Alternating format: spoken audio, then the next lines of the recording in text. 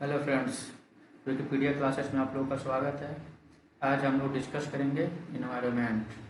ठीक है, environment education unit first में देख लीजिए क्या क्या है। इन्वायरमेंट एजुकेशन का मीनिंग, स्कोप एंड नेचर, फिर टाइप्स ऑफ इन्वायरमेंट पॉल्यूशन, फिर learning to live in harmony with nature, measures of environment protection in Indian tradition. ठीक है, तो अब चलिए चलते हैं। तो पर्यावरण के संदर्भ में सही जानकारी प्राप्त करना अथवा उपलब्ध कराना ही पर्यावरण शिक्षा है। ठीक है, तो पर्यावरण शिक्षा क्या है? पर्यावरण के संदर्भ में शिक्षा पर्यावरण संबंधी समस्याओं से अवगत होना, उनका हल खोजना और भविष्य में आने वाली समस्याओं को रोकना। ठीक है, ये सारी चीज़ें हम लोग जो है कि पर्यावरण शिक्षा में बताते हैं। चलिए स्टार्ट करते हैं। Meaning of environment. The term environment has been derived from the French word environa, means to surround. It refers to both abiotic and biotic components. So now will be discuss that the meaning of environment has been derived from French word environa, जो है कि पर्यावरण का जो है कि अर्थ है जो है कि फ्रेंच वर्ड इन्वायरोना से मिलके बना है, जिसका मतलब होता है surround. It refers to both abiotic. ठीक है, ए बायोटिक होता है, इसको हम लोग जो है कि अजैविक बोलते हैं। ठीक है, अजैविक या निर्जीव। इसमें जो भी निर्जीव चीज़ें होती हैं वो आती हैं, जैसे physical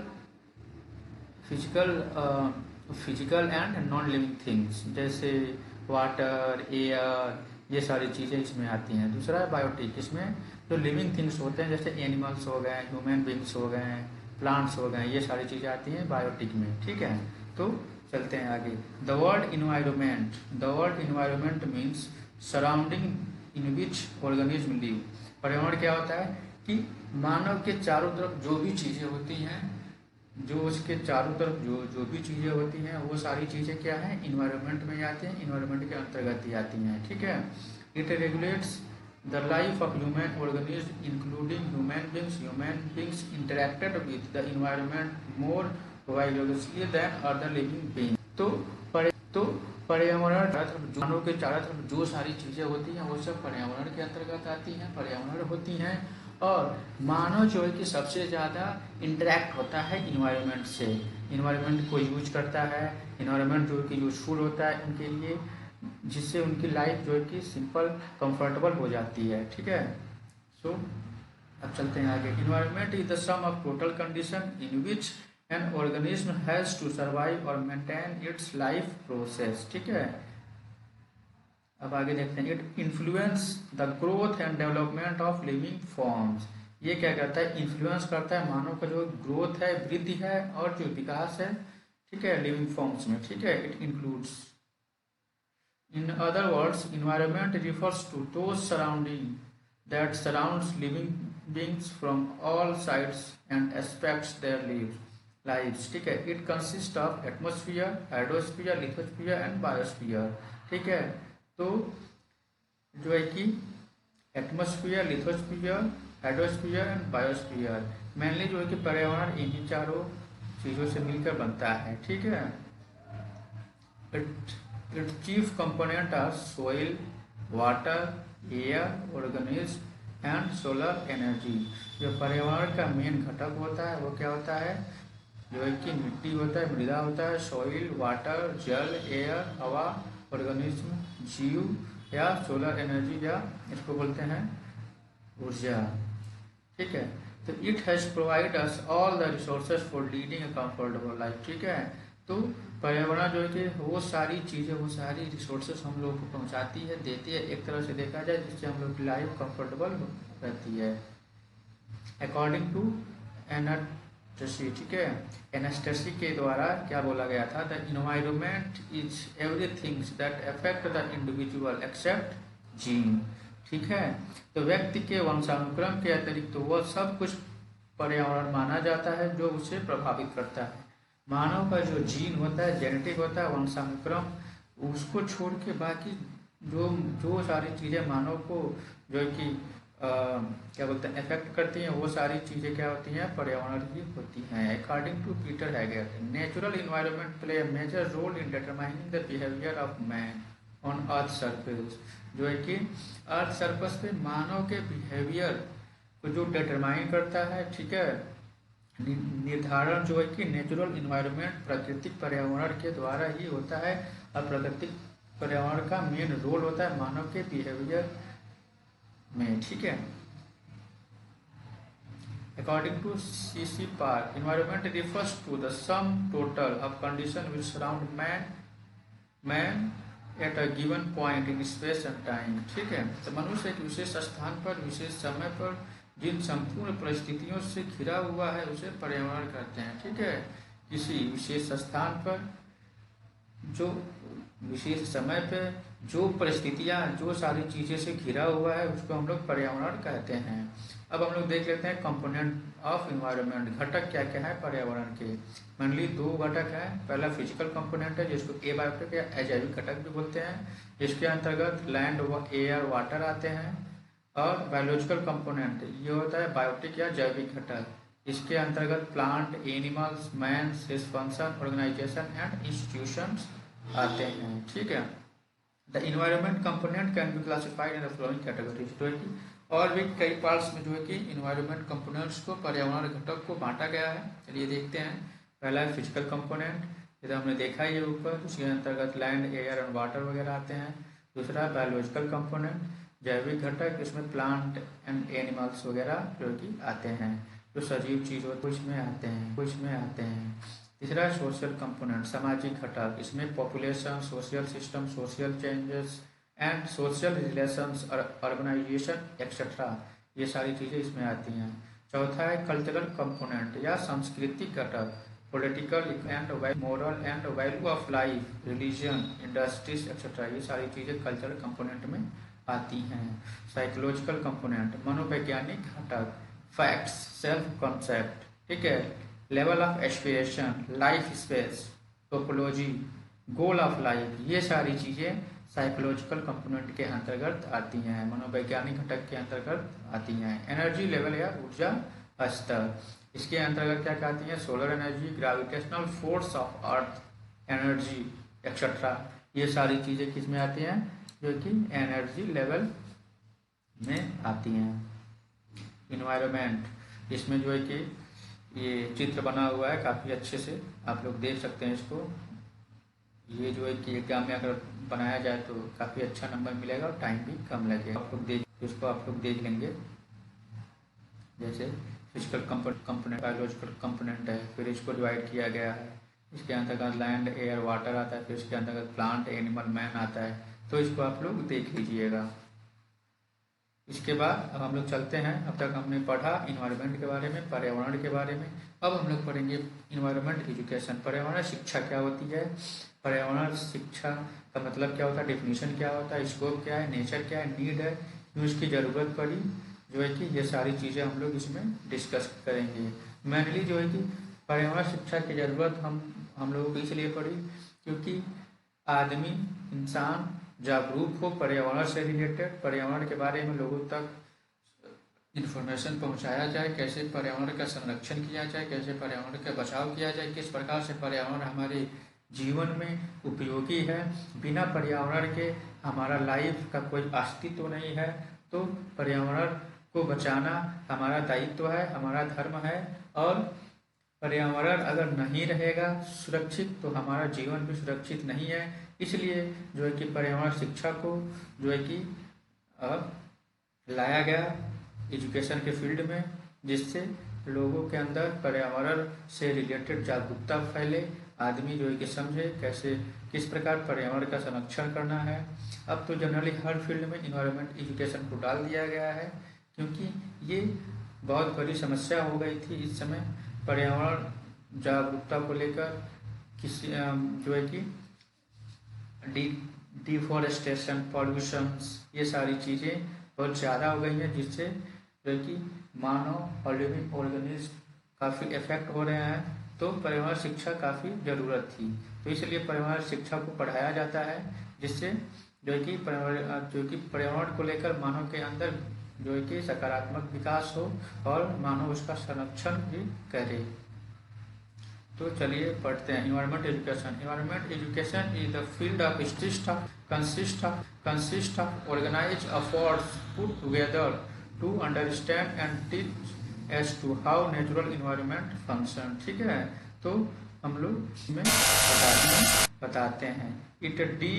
It also deal with studying as to how human beings manage their behavior and ecosystem to live a sustainable life। ठीक है, ये भी बताता है पर्यावरण शिक्षा कि मानव को कैसे अपने जो है कि जीवन को, अपने व्यवहार को जो है कि कैसे एक बैलेंस में और इकोसिस्टम को देखते हुए जो है कि सस्टेनेबल लाइफ को जो है कि लीड करे। सस्टेनेबल मतलब ये होता है कि वो विकास, वो जो है कि डेवलपमेंट जिसमें प्रकृति को कोई जो है कि क्षति न पहुंचे, बिना प्रकृति का जो है कि बिना प्रकृति मतलब नेचर को हार्म किए जो डेवलपमेंट होता है वो सस्टेनेबल डेवलपमेंट के अंदर आता है। तो ये सारी चीज़ें हैं। It is a multi disciplinary field that includes ideas, concept, forms various fields like biology, chemistry, physics, ecology, earth science, mathematics of geography। ठीक है, ये सारी चीज़ें भी इंक्लूड्स करता है। तो डिफिनीशन ऑफ इन्वायरमेंटल एजुकेशन हम देखते हैं। यूनेस्को 1970 वर्किंग कमेटी, तो यूनेस्को 1970 के द्वारा जो एक डिफिनीशन दिया गया था। यूनेस्को ने बहुत सारा काम किया इन्वायरमेंट एजुकेशन को लेके, इन्वायरमेंट को लेके। तो पहले हम लोग देखते हैं इन्वायरमेंट का फुल फॉर्म, यूनेस्को का फुल फॉर्म क्या होता है। United Nation Educational Scientific and Cultural Organization. ठीक है, एक फॉर्मुलेट हुआ था 16 नवंबर 1945 को। इसका हेडक्वार्टर कहाँ है? World heritage centre, Paris, France में। ठीक है, चलिए। Environmental education is a way of implementing the goal of environment protection। ठीक है, तो environment education is a way of implementing goal of environment protection, पर्यावरण का जो है कि संरक्षण के लिए। ठीक है, जो उद्देश्य जो हम लोग इम्प्लीमेंट करेंगे, जो गोल जो हम लोग का लक्ष्य रहेगा इम्प्लीमेंट करने के लिए। It is not a separate branch of science, ये कोई सेपरेट ब्रांच ऑफ साइंस नहीं है, कोई अलग ब्रांच नहीं है, और a field of study. It should be carried out according to the principles of lifelong integral education। ठीक है, ये मानव के जीवन से, मानव के सिद्धांत से रिलेटेड है। तो ये कौन दिया था? यूनेस्को ने दिया था 1976 में। फिर इसका ऑब्जेक्टिव ऑफ इन्वायरमेंटल एजुकेशन, इसका उद्देश्य। तिबिलिस कॉन्फ्रेंस हुआ था 1977 में, यूनेस्को ने इसको ऑर्गेनाइज किया था। तो The objective were formulated to help social group and individuals towards the following aspect। ठीक है, तो पहला अवेयरनेस। ठीक है, तो जो है कि इसका उद्देश्य जो है कि पहला अवेयरनेस, ये जो कॉन्फ्रेंस हुआ था इसका उद्देश्य क्या था? पहला था अवेयरनेस। अवेयरनेस जो है कि समाज में फैलाना, हर व्यक्ति तक जो है कि पर्यावरण से संबंधित जो अवेयरनेस है उसको फैलाना। तो acquire of an awareness of sensitivity to the total environment and its allied problems। ठीक है, जो भी समस्याएं हैं उसके जो है कि अवेयरनेस फैलाना, इन्वायरमेंट की जो भी समस्याएं हैं उसका अवेयरनेस फैलाना, ये पहला गेन था। Knowledge, gain a variable of experience and acquire a basic understanding of the environment and its association problem. ठीक है, तो पर्यावरण से संबंधित जो समझ विकसित कराना है, जो ज्ञान है उसको जो है कि बताना। तीसरा है attitude, acquire a set of value. ठीक है, value and set of value and feeling of concern for the environment. ठीक है, पर्यावरण के जो है कि प्रति फीलिंग्स जो है, and the motivation for active participants. आदमी हो सके पर्यावरण संरक्षण के लिए, and in environment improvement and protection, जो कि पर्यावरण के जो है कि बचाव के लिए आदमी की पार्टी से सारी चीज कर सके। ये सारी चीज़ें इसमें बताई गई। चौथा था skill, acquiring skill for identifying and solving environment problem, जो है कि स्किल जो है कि मानव में जो है कि डेवलप आइडेंटिफाई किया जाए, जिससे सॉल्विंग प्रॉब्लम जो कि पर्यावरणीय जो समस्या है उसका निदान किया जा सके। Evaluating evaluation abilities, evaluate environment and education programs in terms of ecology, economic, social, aesthetic and educational factor। evaluate करने के लिए बहुत सारे जो है कि प्रोग्राम्स वगैरह जो है कि evaluate environment measures and educational programme, ठीक है। एजुकेशनल प्रोग्राम के थ्रू जो है कि इवेल्युएशन किया जाए ability of ecological economics, social, aesthetic and educational factor। Participation provide an opportunity to be actively involved at all level in working towards the solution of environment problems, ठीक है। इसके बाद objective of environment education of educational level, ठीक है। Educational level पे environment education का जो objective होगा, ठीक है। तो अवेयरनेस ऑफ इन्वायरमेंट जो कि पर्यावरण के प्रति अवेयरनेस फैलाने के लिए बताया जाएगा, इसमें प्राइमरी लेवल पे बताया जाएगा, ज्ञान दिया जाएगा कि अवेयरनेस के प्रति बताया जाएगा कि कैसे इन्वायरमेंट के प्रति अवेयर किया जाए लोगों को, ये सारी चीज़ें बताया जाएगा, अवेयर किया जाएगा प्राइमरी लेवल पे। Relevance for the real life situation of environment जो है कि रियल लाइफ सिचुएशन से पर्यावरण को जोड़ के बताया जाएगा सेकेंडरी लेवल पे, जिसमें बच्चा समझेगा, अंडरस्टैंडिंग लेवल उसका विकसित होगा। Conservation of natural resources of environment higher secondary education में जो कि स्किल डेवलप कराया जाएगा, बच्चे में स्किल बताया जाएगा जिससे वो कंजर्वेशन कर सके नेचुरल रिसोर्सेज का, ठीक है। इन्वायरमेंट में जो भी नेचुरल रिसोर्सेज हैं उसका जो है तो कंजर्वेशन कर सके, ज़्यादा दोहन ना करे। इसके बाद चौथा sustainable development by solving of environment attitude and evaluation, ठीक है। तो सस्टेनेबल डेवलपमेंट जो है कि सॉल्विंग जो है कि सस्टेनेबल डेवलपमेंट करे बच्चा, सस्टेनेबल डेवलपमेंट का विकास हो, सॉल्विंग द इन्वायरमेंट प्रॉब्लम, वो जब पर्यावरण की किसी भी समस्या का अगर निदान करे तो सस्टेनेबल डेवलपमेंट के थ्रू करे, मतलब कि कोई पर्यावरण को क्षति न पहुँचे, कोई भी ऐसा विकास हो जिससे पर्यावरण को क्षति न पहुँचे, ये सब कॉलेज एंड यूनिवर्सिटी लेवल पे बताया जाता है। इसके बाद में पढ़ें characteristics of environmental education. It is the process of recognising the interrelatedness among man, his physical, cultural and biological surrounding, ठीक है। It is a process of recognising, ठीक है। तो क्या कहता है, मैन के जो है कि इसका फिजिकल भौतिक, कल्चर जो है कि सांस्कृतिक, बायोलॉजिकल सराउंडिंग्स जो है कि इसका संबंध जो है कि अंतर संबंध स्थापित करता है।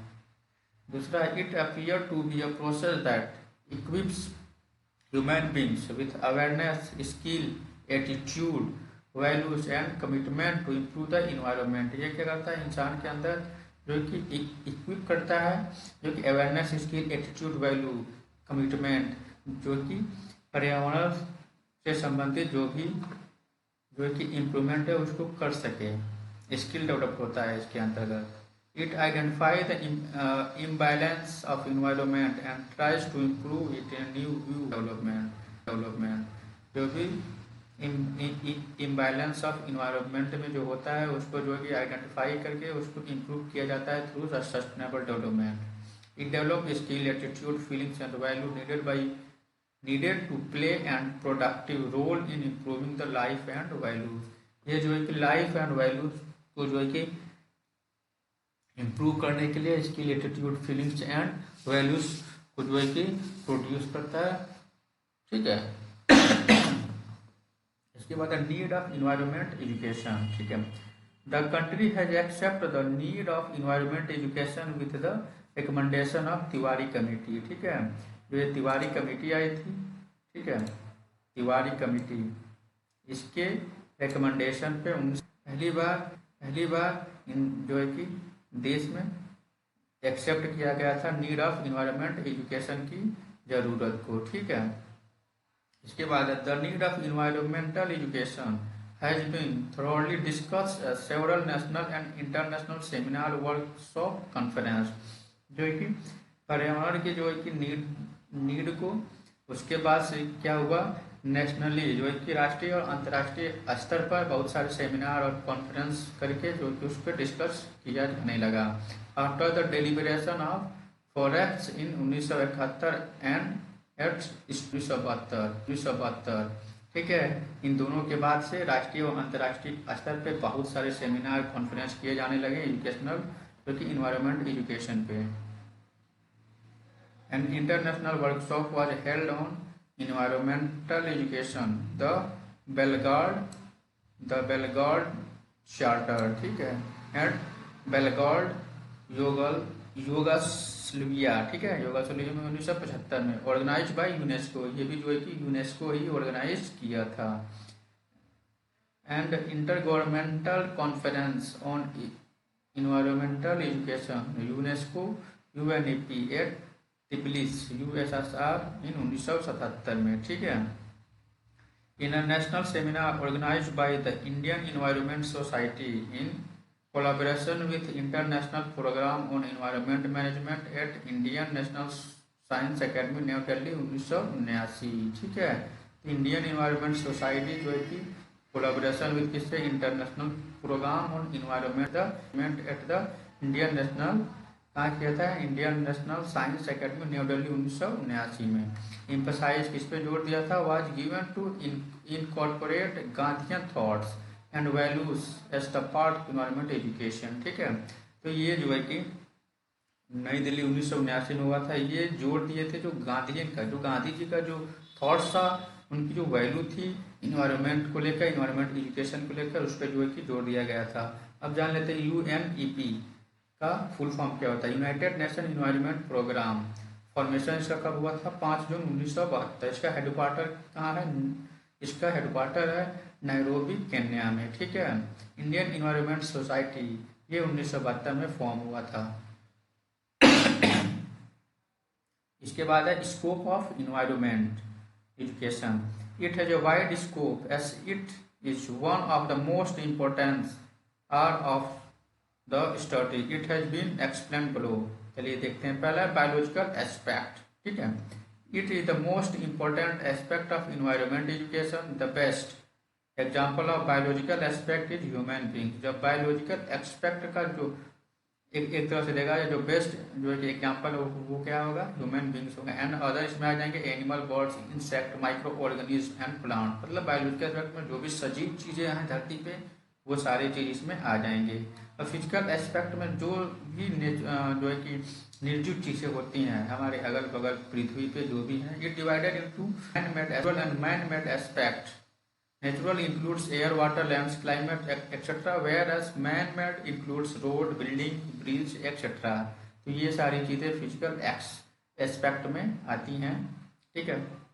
अब सोशल कल्चर एस्पेक्ट क्या क्या है, this are the practice culture which are made by human to live in a society। ये जो है कि सोशल कल्चर जो कि मानव के द्वारा निर्मित किया गया है, बनाया गया है समाज में रहने के लिए, सोसाइटी में रहने के लिए। It can be includes rules, laws, religious belief etcetera. ये जो है कि नियम, जो है कि लॉ, जो है कि रूल जो भी हैं, रिलीजियस जो है कि धार्मिक जो भी नियम्स है, रूल्स हैं, बिलीफ है, मान्यता है, इन सब को जो है कि ये इसमें इसके अंदर आती हैं। This have been created by human beings with their efforts. मतलब ये सारी चीजें, ये सब मानवीय चीजें आती हैं, सब मानव के द्वारा निर्मित की गई हैं, ठीक है। तो थैंक यू विकिपीडिया क्लासेस में। अब इसका जो सेकंड पार्ट होगा उसको ट्यूटोरियल में डाल दिया जाएगा। Thank you. मेरे चैनल को लाइक, सब्सक्राइब, शेयर जरूर करें। धन्यवाद।